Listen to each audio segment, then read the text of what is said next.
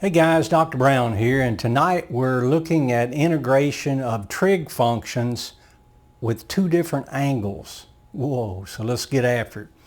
How this came about was this past week I'm working a Fourier series where I'm trying to represent a waveform as the sum of sinusoids.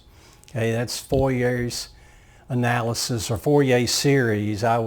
All you electrical engineers, hey, get ready. You will see this a lot, and it's fantastic. It allows you to look at complex phasors, and there's an A sub n term and a B sub n term, and you can take this and take the B sub n squared plus A sub n squared, the square root of that, and get the magnitude or amplitude of that particular phasor sum together, and then arctangent of B sub n over A sub n, and tangent inverse of B sub n over A sub n.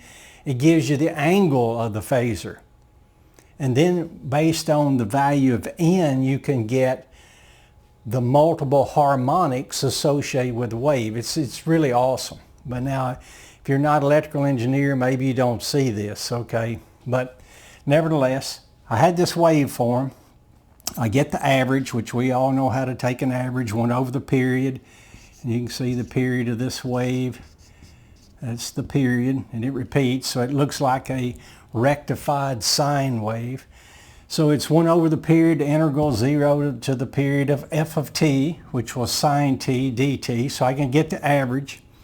But I needed to get the A sub n term and B sub n. But the waveform, if f of t equals f of minus t, so if I have a value of t and I take a value of minus t and notice that those two values equal, then the wave is considered even and B sub n equals 0. So there's no B sub n term. So there's only an A sub n. And A sub n is 2 over the period, the integral from 0 to the period, bear with me, of f of t cosine n omega t dt, where omega is 2 pi over the period. Now then, let's substitute in. You'll begin to see my problem. F of t is sine t. So I'm trying to integrate sine of one angle and cosine of another angle. Everything we've done so far has been like sine 2x, cosine 3x, or sine cubed, and we have different rules that are over here to the side for those things. But what about sine of one angle and cosine of another angle? Well, there's product to sum identities that are out there. Product to sum. Okay, and I've written these 3 up top. And I'm going to work just one problem at this point in your calculus career. You should be able to grab some of these and substitute, because it's really relatively easy to do.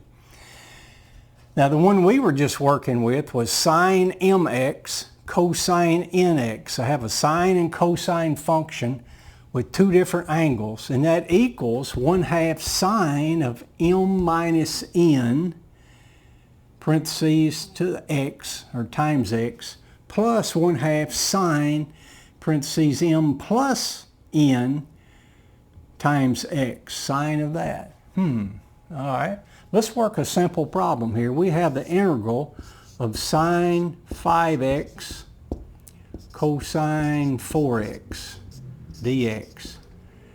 Okay, here's my m. Is this 5? N is that 4.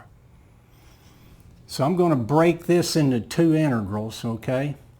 So I have 1/2 the integral of sine m minus n, 5 minus 4 x dx, plus 1/2 the integral of sine m plus n. So now 5 plus 4 x dx. Wow. So 5 minus 4 is 1. 1 times x is x. So I just have the integral of sine x dx plus 1/2 the integral of sine 9x dx.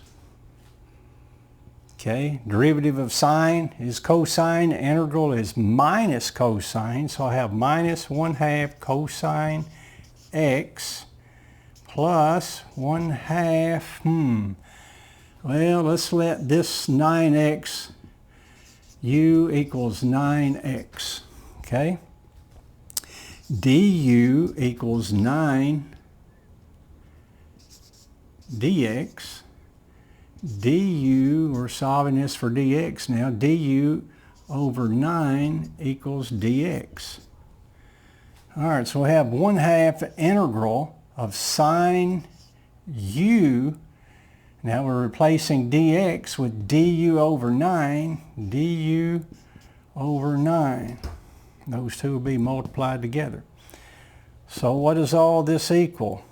Minus 1/2 cosine x plus 1 over 18. Derivative of sine is cosine. The integral is minus cosine 9x plus c. So that's how that would have been the formulation that I used in the problem I'm working earlier for the Fourier analysis. Okay, so you can see the other formulas, sine mx, sine nx.